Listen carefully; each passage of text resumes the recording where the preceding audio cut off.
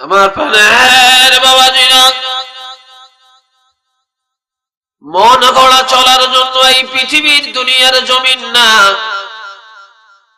বন্দাবান্দের হায়াতটা বড় দামি। নবী বলেছেন, তোমরা জোয়ান কালে ইবাদত করো, বুড়া হলে পাত্তা না। তোমরা অর্থ থাকতে দান করো, অর্থ চিরদিন তোমাদের কাছে থাকবে না। হায়াত থাকতে ইবাদত করো, হায়াত চলে গেলে আর ইবাদত চলবে না।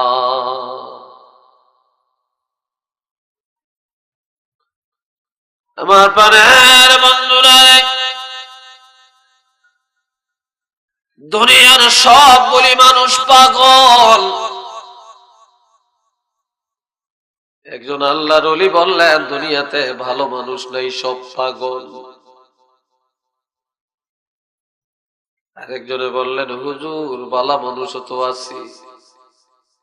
আল্লাহর ওলি জবাব দেন, যারা ভালো তারাও পাগল।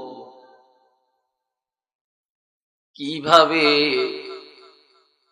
এ দুনিয়াতে কেউ হলো বাড়ির পাগল, কেউ হলো নারীর পাগল,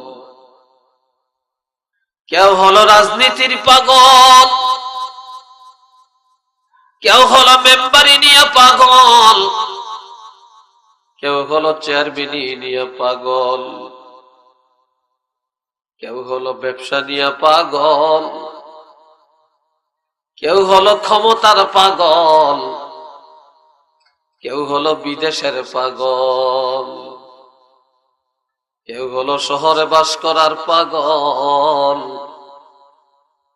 আর এই দুনিয়াতে হাতে গোনা সামান্য কিছু মানুষ পাওয়া যায়, তারা আল্লাহ আর রাসূলের পাগল।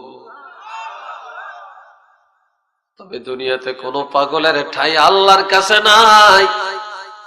যদি আল্লাহ আর রাসূলের পাগল হওয়া যায়, তাহলে আল্লাহর দরবারে ঠাঁইয়ের ব্যবস্থা আছে। একটু চিল্লিয়ে বলেন না সুবহানাল্লাহ।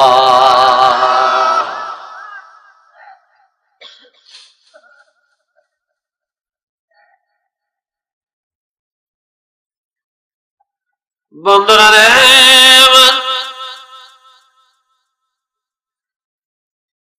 আমার আল্লাহ বান্দার প্রতি অনেক দয়াবান, যার কারণে আল্লাহ দয়া করি আমাদের কাছে সর্বশ্রেষ্ঠ রাসূল পাঠালেন।